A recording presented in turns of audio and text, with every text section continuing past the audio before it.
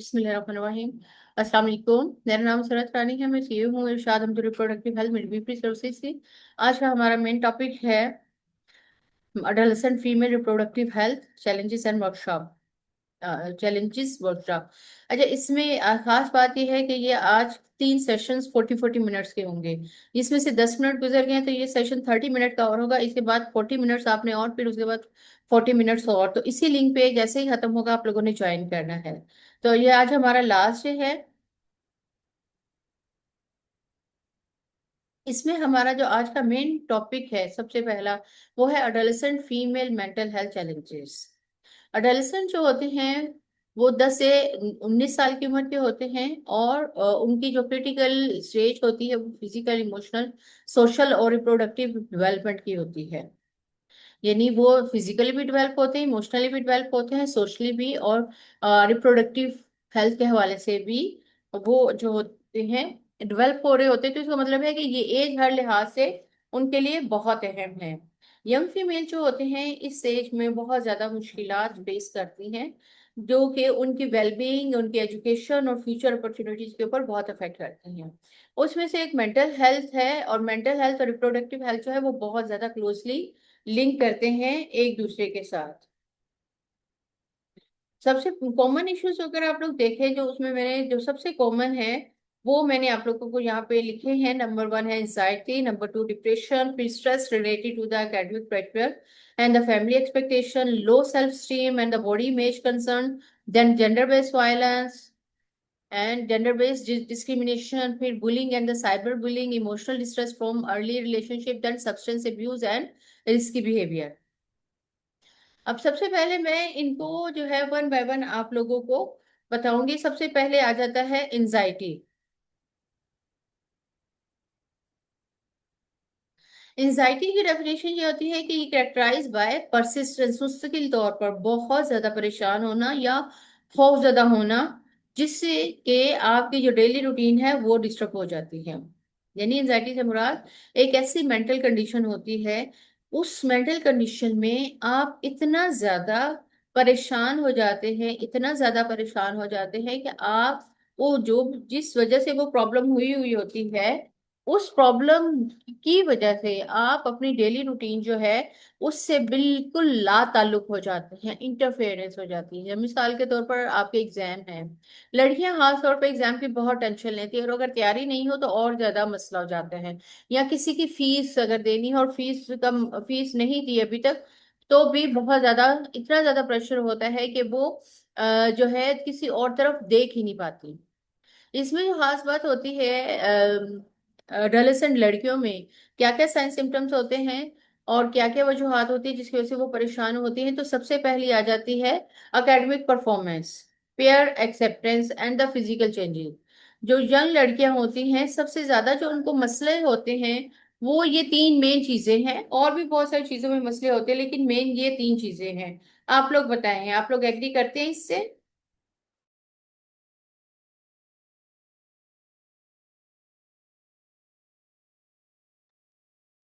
हमदा है हमारे पास, सदफ है, किरण है, स्टूडेंट्स हैं। आप लोग बताएं, आप इस चीज से एग्री करते हैं कि आप लोग अपने एकेडमिक परफॉर्मेंस से, या लोग हमें एक्सेप्ट नहीं कर रहे, मेरी दोस्त मुझसे नाराज है और वो मेरी बात नहीं, मैं उसे पसंद करती हूँ लेकिन वो मेरी बात नहीं मानती या मुझसे बात नहीं करती। तो तैयबा कहती हैं जी एग्री करते हैं, बिल्कुल सही तैयबा। और जहरा अगर देखे तो जहरा के साथ भी ये होता है कि मेरी दोस्त जो है वो मेरी दोस्त नहीं बन रही। या अगर आप देखें तो बहुत सारी लड़कियां, जैसे हुजैफा ने कहा था कि बहुत सारी लड़कियां जो है मैं दोस्त बनाना चाहती लेकिन वो दोस्त नहीं बनती क्योंकि वो मुझे एक्सेप्ट नहीं कर रही होती। तो आपको आपको बताना है कि ये एक नॉर्मल मसला है, इसमें परेशान होने की जरूरत नहीं होती। इसमें जो हाथ सारे सिम्टम्स आ जाते हैं वो क्या होते हैं, इरिटेबिलिटी होती है, यानी फीमेल जो होती है वो बहुत ज्यादा इरिटेट होती है। अवॉइडेंस, जो आप उससे बात करें उसे अवॉइडेंस, वो अवॉइड करती है, बातचीत में हिस्सा नहीं लेती। अच्छा, किरण ने भी कहा है जी एग्री करते हैं, और सदफ ने भी कहा जी एग्री करते हैं। और इस बात से कि यहाँ बहुत ज्यादा एंजाइटी कॉज करती है कि मुझे जो है वो लड़की जिसे मैं पसंद करती हूँ, मैं उसे क्यों नहीं पसंद आती। अच्छा, इतनी ज्यादा होती है कि मैंने उस लड़की को इतनी एज में दी और मैंने उसकी इतनी मदद की, लेकिन उसने मेरा साथ नहीं दिया, मैं क्या करूं? ये चीज होती है, वो अक्सर बच्चियों में परेशानी का बायस बनती है। अलामात क्या होती हैं? वो खुद उनके अंदर साइन नहीं होते, लेकिन सिम्टम्स होते हैं। सिम्टम्स जो नहीं वो खुद फील करती हैं, वो बहुत ज्यादा बेचैन होती हैं, वो अवॉइड करती हैं, वो अपनी दोस्त में उनका जहन इस तरह फंसा हुआ होता है कि वो किसी भी दूसरे काम को अवॉइड करती हैं, जो नॉर्मल काम कर रही होती हैं उससे भी हट जाती है। स्लीप प्रॉब्लम्स हो जाते हैं, हेडेक होते हैं, और बाज का तो बाज लड़कियां, अच्छा ये यहाँ की बात नहीं, ये बाहर की भी बात है, बाहर डिफरेंट कंट्रीज में भी ये बात होती है, वो मुख्तलिफ किस्म की सब्सटेंस अब्यूज करने लग जाती हैं। और साथ साथ ये जो बात बात होता है, लड़कियां दोस्ती में या अपनी फिजिकल चेंजेस की वजह से या एकेडमिक परफॉर्मेंस, वह लड़कियां पढ़ने में अच्छी नहीं होती। वजूहात मुख्तलिफ हो सकती हैं, वजूहात उनकी मुख्तलिफ हो सकती हैं क्यों नहीं अच्छी होती। नंबर वन, कि उनको जो है वो पढ़ाई जो है वो अच्छी नहीं लगती, या उनका स्लो माइंड होता है, या उनको जो है वो माहौल नहीं पसंद आता, या स्लो लर्नर है, या क्लास का माहौल ऐसा है, या टीचर नहीं पसंद है। मुख्तलिफ किस्म, मुख्तलिफ वजूहत होती हैं कि वो आगे नहीं बढ़वाती ही। उनकी जो एकेडमिक परफॉर्मेंस होती है वो बहुत बुरी हो जाती है, एग्जाम नहीं दे पाती, बात का जब उनका मेंसेस स्टार्ट होते हैं उसकी वजह से छोड़ देते हैं। लो लड़कियां पसंद नहीं करती, इस वजह से छोड़ देती हैं, मेंसेस की वजह से जो फिजिकल चेंजेस आती है इस वजह से छोड़ देती हैं। तो ये सारी वजूहात होती है जिसकी वजह से वो स्कूल छोड़ देती हैं। ठीक है, और ये एक चीज की तरफ इशारा करता है कि ये एक हेल्थी मैकेनिज्म नहीं है। कभी भी बच्चियों को जो है वो अपना स्कूल या कॉलेज नहीं छोड़ना। दूसरी जो मेन आ जाता है वो डिप्रेशन। अब एंजाइटी में क्या होता है, एंजाइटी में आपका दिमाग जो होता है वो एक ही पॉइंट पे फिक्स हो जाता है, एक सिचुएशन में फिक्स हो जाता है कि ये नहीं हुआ तो क्या होगा, ये नहीं हुआ, ऐसे नहीं हुआ तो क्या होगा, ऐसे होगा तो क्या होगा। वो आप उससे निकल ही नहीं सकते। डिप्रेशन में जो होता है, आप जो होते हैं मुसलसल मूड डिसऑर्डर का शिकार होते हैं। मूड डिसऑर्डर, आपकी एंजाइटी जो है वो एक डिफरेंट डिसऑर्डर होता है, लेकिन डिप्रेशन जो है वो मूड डिसऑर्डर होता है। मूड दो तरह के होते हैं, या तो बहुत खुश होते हैं या आप बहुत उदास होते हैं, दो इसके मेन एंगल है। बाकी जो है वो मूड इसके दरमियान में होते हैं, लेकिन या तो जो मूड होता है या तो इंतहाई लेवल पर दो तरह के होते हैं, या तो आप बहुत अच्छा खुशी महसूस करते हैं, या आप बहुत उदास होते हैं। ठीक है, तो डिप्रेशन जो होता है ये मूड डिसऑर्डर होता है, ये मुस्तकिल मुस्तकिल उदास होने का नाम होता है। मुस्तकिल उदास होने का नाम होता है ना उम्मीदी होती है इसमें, और हर किस्म की एक्टिविटीज में आपकी इंटरेस्ट जो है वो कम हो जाती है। यानी उनको लगता है कि दुनिया में उनसे ज्यादा बेकार कोई नहीं है। उन बच्चियों के चेहरों से ही पता चलता है कि वो डिप्रेशन का शिकार है, बच्चियों के बिहेवियर से ही पता चलता है कि वो डिप्रेशन का शिकार है। उन्हें लगता है कि वो दुनिया में कुछ नहीं कर सकती, उन्हें लगता है कि मेरे लिए दुनिया बनी ही नहीं है और मुझे किसी चीज में कोई दिलचस्पी ही नहीं है। ये एंजाइटी से थोड़ा हट के कंडीशन होती है। की फीचर इसमें ये होते हैं कि बहुत उदास होती हैं, बहुत इरिटेट हो जाती हैं, ना उम्मीद होती हैं, हर वक्त किसी ना किसी चीज का गम लगा रहता है, सेल्फ स्टीम इनकी लो हो जाती है, और बात का जो है वो खुदकुशी के बारे में भी सोचती हैं। खुदकुशी के बारे में जब वो सोचना शुरू करती हैं तो वहां से पता चलता है कि now this become a psychological problem. अब बिहेवियर चेंजेस इसमें क्या आ जाती है, फटीग का शिकार हो जाती हैं, स्कूल परफॉर्मेंस बहुत बुरी हो जाती है, सोशल आइसोलेशन हो जाती है, और बिहेवियर जो हो जाता है वो इस तरीके का हो सकता है कि जहां पर उनको नशा आवर चीज मिलती है वो नशा इस्तेमाल करना शुरू कर देते हैं। ये हमारी तीसरी मेन कंडीशन है। Adolescent female mental health challenge में तीसरा जो मेन है वो है स्ट्रेस। इस पिक्चर को अगर आप गौर से देखें तो आपको क्या नजर आ रहा है, और इस पिक्चर में, पिछली वाली पिक्चर में और उससे पिछली वाली पिक्चर में आपको क्या फर्क नजर आता है? खासतौर से इस पिक्चर में, इस पिक्चर में आपको क्या फर्क नजर आता है?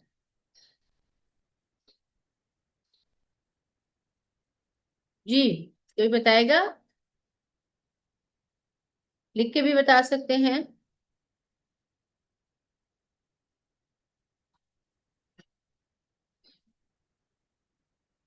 ओके, चलिए। चूंकि पहली दफा है तो मैं इस चीज को समझ सकती हूँ। देखिए जी, ये है स्ट्रेस में।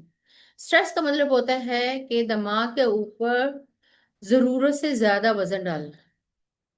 ठीक है, दिमाग के ऊपर जरूरत से बहुत ज्यादा वजन डाल देना। अब ये कब होता है? जब एक जो फीमेल होती है उसके ऊपर एकेडमिक प्रेशर बहुत ज्यादा होता है।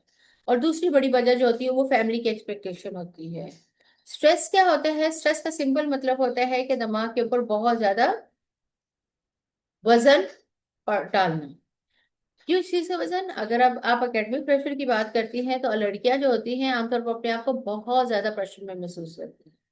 खास तौर पे जब एग्जाम हो रहे हो और उन्हें टॉप पोजीशन लेनी हो, तो वो जो टॉप पोजीशन है, वो जो एग्जाम है, वो उनके सर के ऊपर बैठे हुए होते हैं। और बिल्कुल ऐसे लगता है कि वो 10 किलो का वजन जो है वो उनके दिमाग के ऊपर रखा हुआ है। उसके नतीजे में क्या होता है कि क्रॉनिक स्ट्रेस का शिकार हो जाते हैं। स्लीप डिस्टरबेंस होती है, हेडेक होता है, इरिटेबिलिटी हो जाती है और बर्न आउट हो जाते हैं। बर्नआउट का मतलब ये होता है इरिटेबिलिटी के एकदम वो फिर फट पड़ते हैं। ये क्या हो गया, आपने मेरे साथ ये कर दिया, मुझे ये है। इरेलीवेंट बातचीत होने लगती है। स्कूल जाने से इनकार कर देते हैं, स्कूल एक्टिविटीज में शामिल नहीं होते।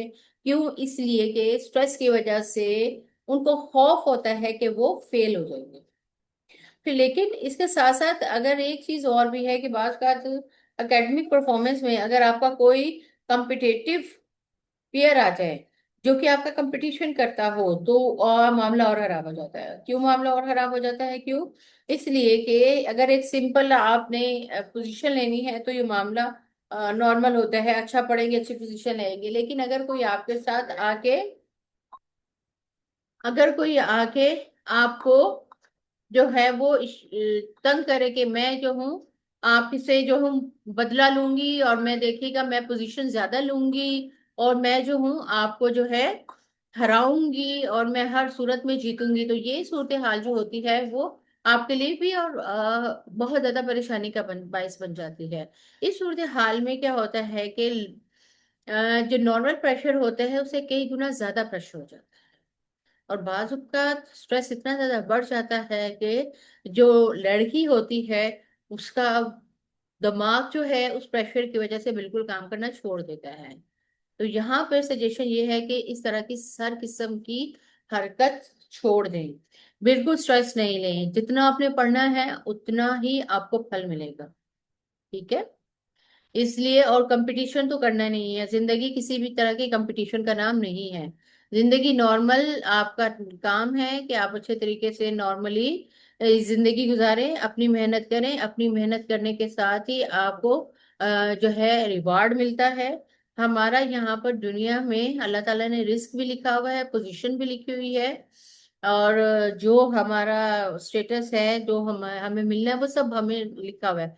और वो अल्लाह ताला की तरफ से मिलता है, किसी और की तरफ से नहीं मिलता। इसलिए कंपटीशन में आगे अपने आप को मुसीबत में नहीं डालना। इस लड़की के चेहरे के तासुरात से पता चल रहा है कि इसके पास कितना स्ट्रेस है। ठीक है, और ये इतना ज्यादा स्ट्रेस है कि सोशल रिलेशनशिप खत्म हो गए हैं, फिजिकल एक्टिविटी खत्म हो गई है, डिफिकल्टी हो रही है सोने में, और भी बहुत ज्यादा प्रॉब्लम हो जाती है। फिर फैमिली एक्सपेक्टेशन, बात बात फैमिली एक्सपेक्टेशन जो होती हैं अडल्ट फीमेल से कि ये जो हमारी बेटी है ना ये तो टॉप करेगी, ये तो किसी से कम नहीं है, ये तो गोल्ड मेडल ही लेकर आएगी। ठीक है, और फैमिली जो होती है वो एक्सपेक्ट करती हैं कि इनकी बेटियां जो है वो एकेडमी के लिहाज से भी एक्सीलेंट रहे और कल्चरल सोशल रिस्पॉन्सिबिलिटीज भी बहुत अच्छे तरीके से निभाएं। लेकिन यहाँ पे बात ये सोचने वाली है कि हमने अपनी बेटियों को कितना तैयार किया हुआ है कि वो सोशली और कल्चरली रिस्पॉन्सिबिलिटी को लेके आगे चले। क्या वालिदैन जो है वो उनको तैयार करते हैं कि आपने रिश्तेदारों के साथ कैसे मिलना है, कितना उनसे फासला रख के मिलना है। अगर रिश्तेदारों में से कोई आपको तंग करे या आपको हरास करे तो आपने हमें आके बताना है कि आपने तैयारी की हुई है। हम अक्सर ज्वाइंट फैमिली सिस्टम में रहते हैं और ज्वाइंट फैमिली सिस्टम में रहने की वजह से अक्सर लड़कियां जो होती हैं वो सिर्फ वालिदैन की नहीं, वो चचा मामू ताया हर एक की एक्सपेक्टेशन का प्रेशर ले रही होती हैं खाना भी अच्छा बनाए और सफाइयाँ भी अच्छी करें और स्कूल से भी इनकी एक्सीलेंट की रिपोर्ट है। ठीक है। अब हमने क्या किया है, हमने यहाँ पे ये देखते हैं कि पेरेंटिंग के स्टाइल क्या है जो कि उन लड़कियों को पूरे एतमाद बनाने में या कम एतमाद बनाने में अहम किरदार अदा करेंगे।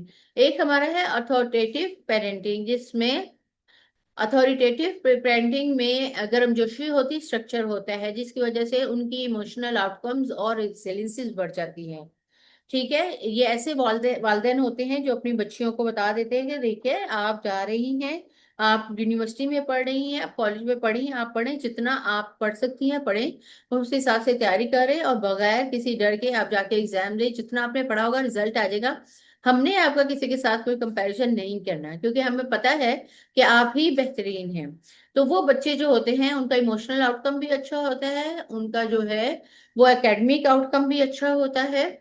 तो ये जो होता है बच्चों को पुरएतमाद बनाते हैं। दूसरी तरफ हार्श और नेग्लेक्टफुल पेरेंटिंग होती है, जिसमें कि बहुत ज्यादा स्ट्रेस दिया जाता है, धमकी दी जाती है, अगर तुमने एग्जाम में अच्छे नंबर नहीं लिए तो फिर मैं तुम्हें पूछूंगा, तुम्हें स्कूल से हटा लेंगे, तुमने रिश्तेदारों में हमारी नाक कटवा दी, ठीक है, तुम तो हो ही ऐसी, तुमसे तो कोई काम नहीं होता।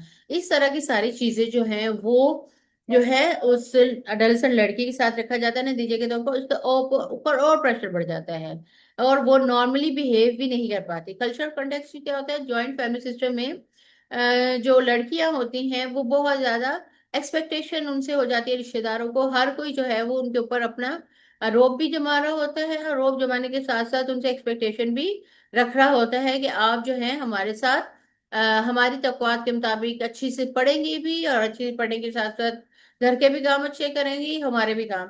तो अब मैं आपने पिक्चर में देखा होगा कि फैमिली एक्सपेक्टेशंस की वजह से बच्ची का क्या हाल हो जाता है, उसके समझ में नहीं आती, उसको मुख्तलिफ किस्म के रवैयों को सामना करना पड़ता है, मुख्तलिफ चीजें फेस करनी पड़ती है, मुख्तलिफ किस्म के ख्यालात हो जाते हैं जो कि फिर उसको आगे बढ़ने में हेल्प भी कर सकते हैं और रोक भी सकते हैं। फिर लो सेल्फ स्टीम हो जाती है, अगला जो इनका मसला आ जाता है लो सेल्फ स्टीम। आपको इमेज नजर आ रहे होंगे, ये इमेज जो है ये पहला इमेज जो है वो लो सेल्फ स्टीम का है, जो कि आपको बताता है कि एक नेगेटिव इवेल्युएशन होती है आपकी अपनी, आपकी, जिसको आप अपनी जो फीलिंग्स होती हैं, जो कि अपने आप में कॉन्फिडेंस कम होता है या इनएडिक्वेट होता है, उसकी वजह से क्या है कि आप अपने आप को नाकाफी महसूस करती हैं, आप अपने ऊपर एतमाद नहीं करते हैं, कम खुद एतमादी नहीं होती, और इस वजह से हमेशा अपने आप को खुद ही डिग्रेड करते रहते हैं। जबकि बॉडी इमेज इन्वॉल्वमेंट में आपने देखा है कि एक ऐसी कंडीशन होती है जिसमें एक बच्चा, लड़की जो होती है या लड़का जो होता है वो अपने आप से डिससेटिस्फाई होता है कि मेरी फिजिकल अपीयरेंस ऐसी है, और वो किस वजह से करती है, क्योंकि उसके साथी उसके फैमिली मेंबर जो होते हैं और जो मीडिया पे आ रहा होता है कि नौजवान लड़कियों को ऐसा होना चाहिए, तो ये सब चीजें मिल के जो है उसको अपनी उसकी बॉडी के साथ जो है बहुत ज्यादा कंसर्न बना देती हैं कि तुम मोटी हो, तुम पतली हो। हालांकि ऐसा नहीं करना चाहिए, जो अल्लाह ताला ने फिजिक दी है उसके हिसाब से ही उसको आगे चलना होता है।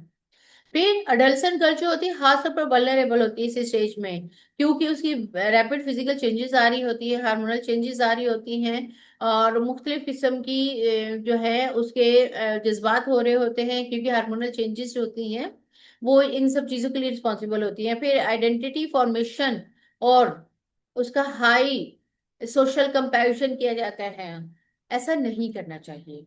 कोई भी लड़की जो है किसी दूसरी लड़की के साथ कंपैरिजन ना करे, और किसी भी लड़की का किसी दूसरी लड़की के साथ कंपैरिजन नहीं होता। हमेशा याद रखिएगा कि हर बच्चे की अपनी सलाहियत होती है, हर बच्चे की अपनी बॉडी होती है, हर बच्चे की अपनी आदत होती है, और उनके हिसाब से उन्हें लेके चलना होता है। ना तो उन्हें हमने बॉडी इमेज के हिसाब से कंपैरिजन करना है, ना ही उनकी सेल्फ स्टीम के हवाले से।